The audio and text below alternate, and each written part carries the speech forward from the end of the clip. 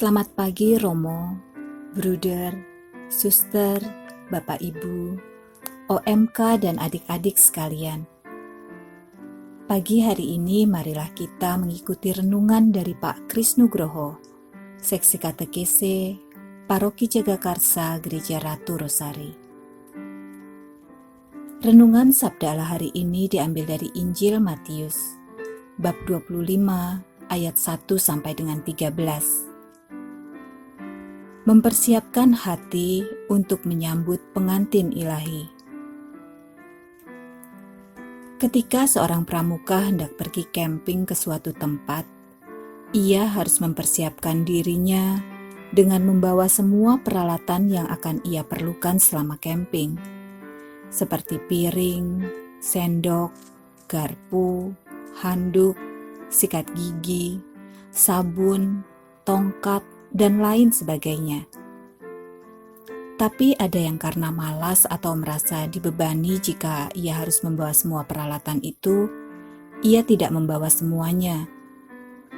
Bila tidak lengkap peralatan yang hendak dibawa nanti, ia sendiri yang akan menanggung akibatnya. Ia tidak akan bisa menggantungkan dirinya pada teman-temannya. Jadi sebaiknya mau tak mau, ia harus membawa segala peralatan yang diperlukan.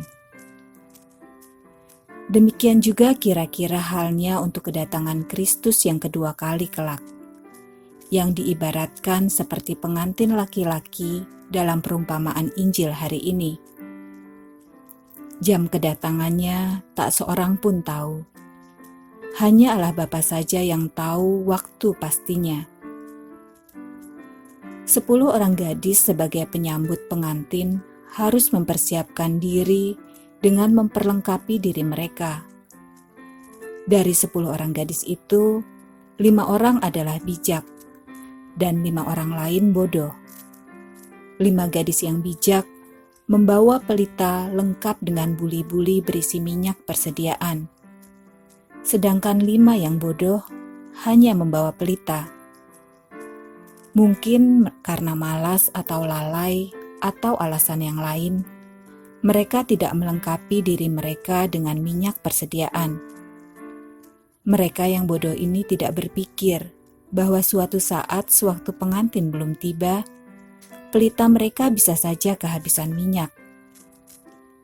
Mereka mungkin hanya berpikir mereka nantinya bisa membeli di warung atau meminjam dari mereka yang membawa minyak bila pelitanya kehabisan minyak.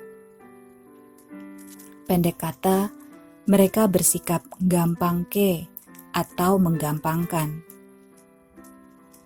Ketika tiba-tiba pengantin datang, pelita kelima gadis yang bodoh itu hampir padam karena kehabisan minyak. Mereka hendak meminjam minyak dari 5 gadis bijak, tapi ditolak karena takut jangan-jangan untuk mereka sendiri minyak itu tidak cukup. Lalu masuklah pengantin ke dalam ruang perkawinan bersama kelima gadis yang bijak. Ketika 5 gadis bodoh datang dari membeli minyak dan mengetuk pintu, tuan penyelenggara pernikahan menolak. Ia menyalahkan mereka mengapa tidak berjaga-jaga sebelum pengantin tiba. Pengantin laki-laki dalam perumpamaan Injil hari ini melambangkan Kristus dan gereja atau jemaatnya. Pengantin laki-laki itu adalah Kristus sendiri untuk merayakan pesta pernikahan abadi di surga. Kita yang adalah para umatnya dilambangkan dengan 10 gadis tersebut.